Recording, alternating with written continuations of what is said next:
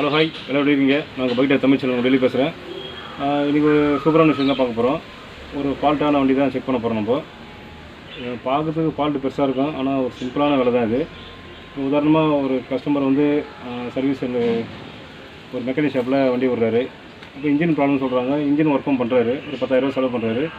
அவர் செலவு பண்ணியும் ஒரு 15 நாளில் திருப்பி ஒரு நாய்ஸ் வருது வண்டியில். கஸ்டமர் என்ன பண்ணுறாரு, இப்போ அதே இடத்துக்கு எடுத்துன்னு வண்டி விடாமல் ஒரு லோக்கல் வேறு ஒரு ஒர்க் ஷாப்பில் போய்ட்டு ஃபால்ட்டு இதுமாரி வந்திருக்கு அப்படின்னு சொல்கிறாரு. அவங்க செக் பண்ணிட்டு இதில் டைமிங் செயின் மாற்றணும்னு சொல்கிறாங்க. இப்போ நம்ம என்ன சொல்ல வரோன்னா, இப்போ நீங்கள் ஒரு இடத்துல ஒரு 10,000 கொடுத்து ரெடி பண்ணுறீங்க இன்ஜினு. இப்போ இதனால் ஒரு ஃபால்ட்டு வந்துச்சுன்னா கண்டிப்பாக நீங்கள் அதே இடத்துக்கு தான் போகணும். அதே இடத்துக்கு போனால் தான் அந்த மெக்கானிக்கு தெரியும் இந்த வண்டியில் நம்ம என்னென்ன பண்ணியிருக்கோம், என்னென்ன பொருளை மாற்றிருக்கேன்ட்டு. இப்போ சமயம் மாற்றின பொருளே ஃபால்ட்டு வந்திருக்குன்னா கண்டிப்பாக அது வாரண்டி அவங்க க்ளைம் பண்ணி கொடுத்துருவாங்க, ஃப்ரீயாக கஸ்டமர்களை பண்ணி தருவாங்க. இது வேறு ஒரு மெக்கானிக் ஷாப்பில் போனால் அவங்களுக்கு தெரியாது இதில் இன்ஜின் ஒர்க் பண்ணியிருக்கா இல்லை, நீங்கள் சொன்னால் தான் தெரியும் அவருக்கு. இருந்தாலும் எடுத்தவொன்னே அவங்க டைமிங் செயின் மாற்றணும்னு சொல்லுவாங்க. டைமிங் செயின் மாற்றினா கூட இந்த நாய்ஸ் வந்து அரெஸ்ட் ஆகுது. ஏன்னா இதில் ஒரு சின்ன ஒரு பிரச்சனை தான், மேக்னெட் சவுண்டு இது. இது ஃப்ரெண்டு மூலிமா இந்த வண்டி இப்போ என்கிட்ட வந்திருக்கு. வந்து சொல்லியிருக்காங்க இதுமாரி இன்ஜின் பண்ணேன், ஆனால் நாய்ஸ் இருக்குது, வெளியில் போனால் டைமிங் செயின் திரும்ப மாற்ற சொல்கிறாங்கன்ட்டு. நான் போய் செக் பண்ணும்போது டைமிங் செயின் நாய்ஸ் கிடையாது, ஆனால் இன்ஜின் ஒர்க்லாம் நல்லா பக்காவாக தான் பண்ணியிருக்காங்க, ஒன்றும் பிரச்சனை கிடையாது. ஆனால் இந்த வண்டியில் வந்து மேக்னெட் பிரச்சனை இருக்குது, மேக்னெட்டுக்கு வந்து ப்ராப்ளம் வந்துருக்கு. அதை நம்ம பார்க்காம அப்படியே மாட்டியிருக்காங்க. அதெல்லாம் வண்டி ரேஸ் பண்ணும்போது சவுண்டு வராது, ஐலிங்கில் இருக்கும்போது சவுண்டு அதிகமாக வரும். இந்த வீடியோவில் ஃபஸ்ட்டு உங்களுக்கு காமிச்சிருக்கோம், இந்த வீடியோ பாருங்கள் நீங்கள்.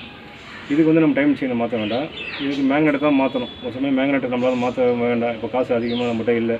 ஏன்னா மேக்னெட்டே 850 ரூபா 1000 ரூபா வருது. ஆயில் அசம்பிளி சேர்த்து 1800 ரூபா 2000 வந்துடும் உங்களுக்கு. அதனால் தச்சமே இது என்ன பண்ணோம், அந்த மேக்னெட்டு உள்ளே இருக்க அந்த மெட்டல் இது இருக்கும், ஒரு மாதிரி பிளேட்டு மாரி இருக்கும். அந்த பிளேட்டை எடுத்துகிட்டு நம்ம ஃபிக்ஸ் பண்ணால் கண்டிப்பாக அந்த நாய்ஸ் வராது. கொஞ்சம் மாதம், ஒரு 6 மாதம் இல்லை 1 வருஷம் 2 வருஷம் கூட அப்படியே ஓடும். திரும்ப பிரச்சனை வரும்போது அதுக்கப்புறம் நம்ம மாற்றி தான் ஆகணும்னு கம்பல்சரி கிடையாது. அதனால் ஃபஸ்ட்டு நம்ம ஃபால்ட்டை வந்து கரெக்டாக நம்ம அக்ரிட் பண்ணி கண்டுபிடிக்கணும். அதை கண்டுபிடிச்ச ஒன்று தான் அந்த பொருளை மாற்றினோன்னு தான் பிரச்சனை இருக்கும். இப்போ இந்த ஃபால்ட்டை நம்ம கண்டுபிடிச்சி கஸ்டமர் ப்ளேஸ்லேயே போய் அட்டன் பண்ணி 10 காசு செலவு இல்லாமல் அவர் கண்ணு முதலே இதை பண்ணோன்னே சவுண்டே வரல, எந்த நாய்ஸும் இல்லை, வண்டி இன்னி வரைக்கும் நல்லா தான் ஓடிட்டுருக்கு. அதனால் ஒரு வண்டி எடுக்கும்போது ஃபால்ட்டை வந்து கரெக்டாக கண்டுபிடிக்கணும். செக் பண்ணிட்டு கஸ்டமர்கிட்ட பதில் சொன்னோன்னே அவர் ஓகேன்னு சொன்னோன்னு தான் அந்த ஒர்க்கை நம்ம ஆரம்பிக்கணும். ஓகேங்களா, அந்த ஒரு கான்செப்ட் தான் இப்போ வர ஒன்றும் இல்லை. அதேமாரி ஒரு இன்ஜினும் ஒர்க் பண்ணுறீங்கன்னா அதே பிரச்சனை வந்துச்சுன்னா அதே இடத்துல போய் கேட்டால் தான் அதுக்கு ஒரு சொல்யூஷன் போகிறக்காங்க இருக்குது. வேறு இடத்துக்கு எங்கன்னா போனாங்கன்னா உங்களுக்கு செலவு தான் அதிகம். ஓகேங்களா, அதனால் இன்ஜின் ஒர்க் பண்ணுற இடத்துலையே போய் கேட்கும்போது ஃப்ரீ ஆஃப் காஸ்ட்டில் கண்டிப்பாக அதை பண்ணி தருவாங்க. அதை அதனால் இன்ஜின் பண்ணி 2 வருஷம் 3 வருஷம் கழிச்சு போய் போனீங்கன்னா அது ஃப்ரீயாக கஷ்டப்பட முடியாது. ஏன்னா நீங்கள் ரெகுலர் சர்வீஸ் பண்ணால் அந்த பிரச்சனை வராது. சர்வீஸ் பண்ணாதவங்களுக்கு சொல்கிறேன் நான். ஓகேவா, அதுக்கு முன்னாடி நம்ம சேனலை சப்ஸ்கிரைப் பண்ணாதவங்க மறக்காமல் சப்ஸ்கிரைப் பண்ணுங்கள். நிறைய பேர் கமெண்ட் பண்ணுறீங்க, கண்டிப்பாக நான் ரிப்ளை பண்ணி தான் இருக்கேன். நிறைய பேர் ஃபோன் நம்பர் கேட்குறீங்க, நான் மறுபடியும் தான் சொல்கிறேன். கொஞ்சம் பிரச்சனை இருக்குது, அதெல்லாம் முடிஞ்சவொன்னே கண்டிப்பாக ஃபோன் நம்பர் தரேன் எல்லாருக்குமே. கண்டிப்பாக எல்லாம் வண்டியை பண்ணுவோம் நம்ம. ஓகேங்களா, இப்போ அவங்க வேக்குள்ள போகலாம்.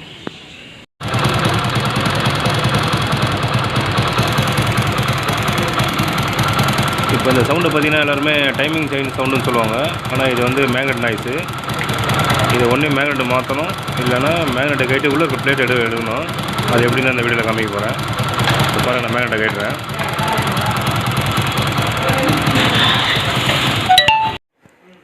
ஓகே, இப்போ நம்ம மேக்னெட்டை கட்டுறோம். இது கரெக்டான டூல்ஸு, மேக்னெட் புல்லரு, இந்த 14 நம்பரு நெட்டு இருக்கும், அது கரெக்டாக நம்ம கட்டிக்க வேண்டியதான். மேக்னெட் ஓட்டரை வச்சு காட்டுங்க, அப்போ தான் உங்களுக்கு மேலே சுத்தமாக இருக்கும், அந்த போல்டு ஈஸியாக காட்டலாம் உங்களுக்கு. இப்போ இந்த நாய்ஸுக்கு நம்ம இதை செக் பண்ண போகிறோம். நம்ம தேவையில்லாமல் நம்ம சாட்டர் பெட்டை கைட்டின்னு டைமிங் செயின் கைட்டின்னு எதுவும் பண்ண வேண்டாம். இப்போ பாருங்கள், இந்த மேக்னெட்டை கைட்டி நான் உங்களுக்கு காமிக்கிறேன். இது உள்ள ஒரு 4 பிளேட் இருக்கும், அந்த பிளேட்டு தான் இதில் வேலையே. இதில்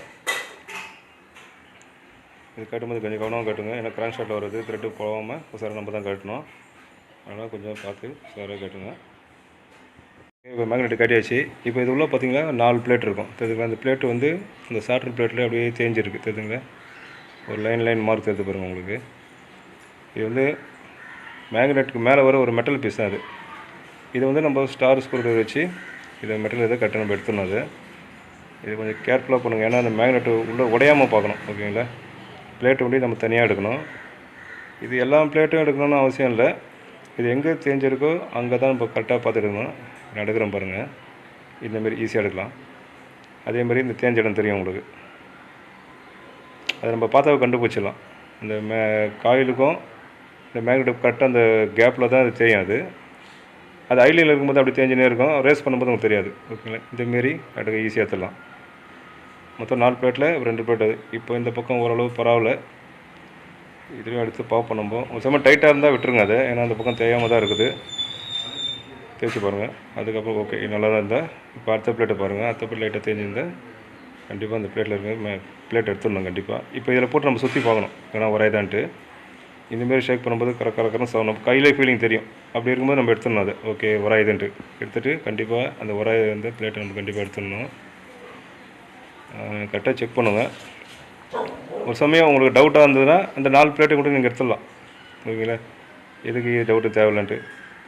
இப்போ நான் இதில் வந்து கண்டிப்பாக 2 எடுத்துட்டேன். இப்போ 3வது இன்னொன்று எடுத்துடுறேன். இன்னொன்று 3வது எடுத்துகிட்டு சுற்றி போட்டு பார்க்க போகிறேன். போட்டு பார்த்து ஓகே ஆச்சுன்னா ஓகே. இப்போ இந்த இதில் உறைஞ்சி இருக்குது, கண்டிப்பாக அதை எடுத்துடலாம். நம்ம ஈஸியாக எடுத்துடலாம். கொஞ்சம் டைட்டாக தான் இருக்கும். அந்த மேக்னெட் உள்ளே கிராக்கு விழாமல் எடுக்கணும். ஓகேங்களா, ஓகே. இப்போ நான் 3 எடுத்துட்டேன். இதையும் ஒரு லைட்டாக தேய்ச்சி அப்படியே போட்ட வேண்டியது தான். பாருங்கள், இந்த சைட்லாம் கொஞ்சம் க்ளீன் பண்ணி பார்க்கலாம். ஓகே, இப்போதைக்கு நல்லா தான் இருக்குது. அதனால் இப்போ இதை எடுக்க வேண்டாம். ஓகேங்களா, இப்போ நான் மாட்டுறேன் பாருங்கள். மாட்டி நம்ம லைட்டாக ஷேக் பண்ணி பார்க்கணும். ஓகே, இப்போதைக்கு நாய்ஸ் தெரியல. இப்போ நம்ம வண்டி ஸ்டார்ட் பண்ணால் தான் தெரியும் நம்ம கரெக்டாக நாய்ஸ்ன்ட்டு. ஓகே ஓகே, இப்போ மாட்டியாச்சு. இப்போ மாட்டிட்டு அந்த வாஷர் நெட்டு கரெக்டாக போட்டு நம்ம டைட் பண்ணோம். இது ஓவர் டைட் பண்ணக்கூடாது, ஆனால் கொஞ்சம் ஃபுல் டைட் பண்ணணும். ஏன்னா இந்த மாதிரி நம்ம ஓவர் டைட் பண்ணால் கண்டிப்பாக த்ரெட்டு போயிடுச்சுன்னா இது கிராங்க் ஷாஃப்ட்டு திருப்பி பிரச்சனை அதிகமாகிடும்.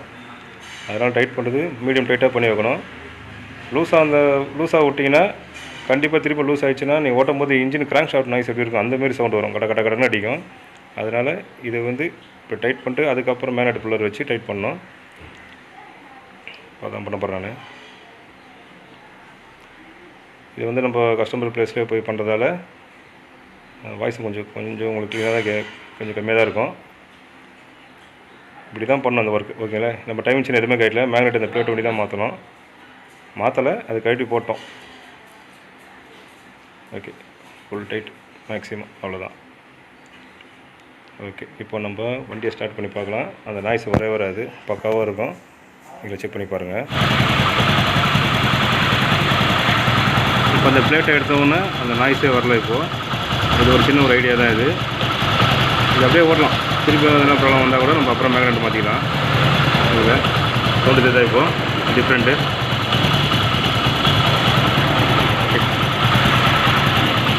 ஓகே, கண்டிப்பாக இந்த வீடியோ எல்லாருக்குமே யூஸ்ஃபுல்லாக இருக்கும். ஒரு சின்ன ஃபால்ட்டு தான் இது. ஆனால் வண்டி ஸ்டார்ட் பண்ணும்போது இது engine noise timing chain noise மாதிரி தான் கேட்கும், அதிகமாக கேட்கும். அதை நம்ம கரெக்டாக நம்ம கண்டுபிடிச்சி இந்தமாரி விஷயத்தையும் இந்தமாரி பண்ணாவே கண்டிப்பாக எந்த ஒரு செலவெல்லாம் முடியும். நம்ம இந்த வீடியோ எல்லாருக்கும் ஷேர் பண்ணுங்கள். உங்கள் ஃப்ரெண்டுங்க இதுமாதிரி பிரச்சனை இருந்தால் நீங்கள் போய் அந்த ஃபால்ட்டை கண்டுபிடிச்சி பண்ணாவே ஒரு கற்று தானே. அதனால் மறக்காமல் இந்த வீடியோ ஸ்கிப் பண்ணாமல் பாருங்கள். அப்போ தான் உங்களுக்கு அந்த வீடியோ புரியும். ஃபால்ட்டை முதல்ல கண்டுபிடிக்கணும், அதுக்கப்புறம் தான் பொருளை மாற்றணும்.